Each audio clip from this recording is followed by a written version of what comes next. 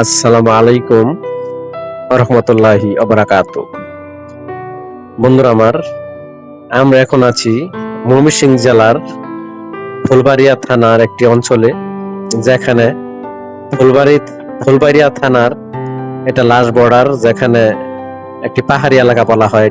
এটা যে পাহাড়ি এলাকা, গারো কিংবা বিভিন্ন উপজাতি এখানে বাস করে।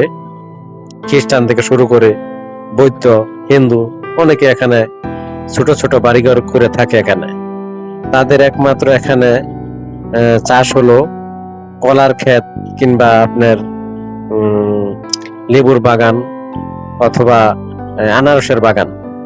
সেগুলো দিয়ে তাদের জীবন যাপন করে এবং তারা আগের থেকে অনেক সচ্ছল হয়েছে, অনেক ভালো আছে।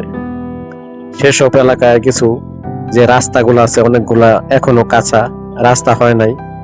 এই যে এরকম যে রাস্তাগুলা দেখতে পাচ্ছেন, সেটা হলো একদম কাঁচা রাস্তা। অনেক মনে করেন একটা রিক্সের রাস্তা, যেখানে মানুষ যদি বৃষ্টি আসে এই রাস্তাটা এত খারাপ হয় যেটা যে কোনো মুহূর্তে এসব গাড়ি নিচে পড়ে যেতে পারে। সেজন্য এই রাস্তাগুলা অনেক ভিতরে, মানে এই পাহাড়ের ভিতর দিয়ে এই রাস্তাটা চলে গেছে, যেখানে আসলে এখানে পাক্কা করাটাও সরকারের অনেক সময় দরকার। এই ভিতর দিয়ে যে এই রাস্তাটা চলে গেছে, ভিতরে অনেক ভিতরে দুই একটা বাড়িঘর আছে, হিন্দুদের কিংবা বৌদ্ধদের, খ্রিস্টানদের, তারা ভিতরে বাড়িঘর করে থাকে।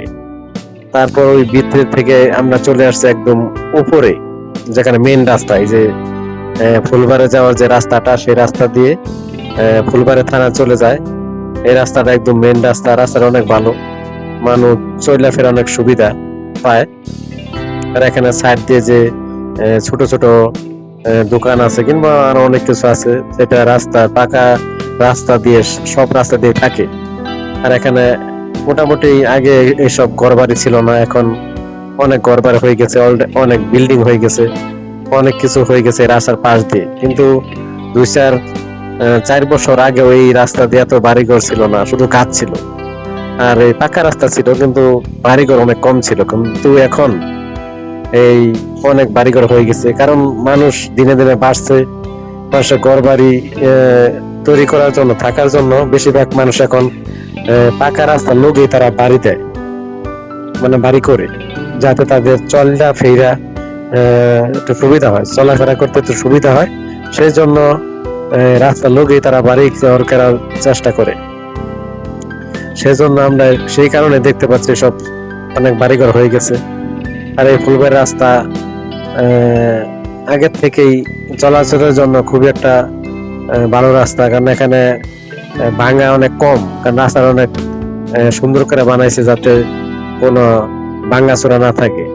সেই জন্য আমরা মোটরসাইকেলে যাচ্ছি, দেখতে পাচ্ছেন কোনো ভাঙা টাঙ্গা কিছুই নেই, একদম নিরিবিলি চলে যাচ্ছি। আর এই চারপাশে ধান ক্ষেতের যে একটা গ্রামীণ যে একটা সৌন্দর্য, সেটা আসলে না দেখলে মুগ্ধ হওয়ার মতো, যেটা গ্রাম অঞ্চলে বেশিরভাগ সময় থাকে। যে এসব পরিবেশ যে কত ভালো লাগে, যারা গ্রাম অঞ্চলে হঠাৎ করে চলে যায় বা বেড়াতে যায়, তাদের কাছে অনেক ভালো লাগে যে এই নিরিবিলি বাতাস, এই নিরিবিলি রাস্তায় চলাফেরা খুব একটা মানে ভালো লাগার একটা জিনিস।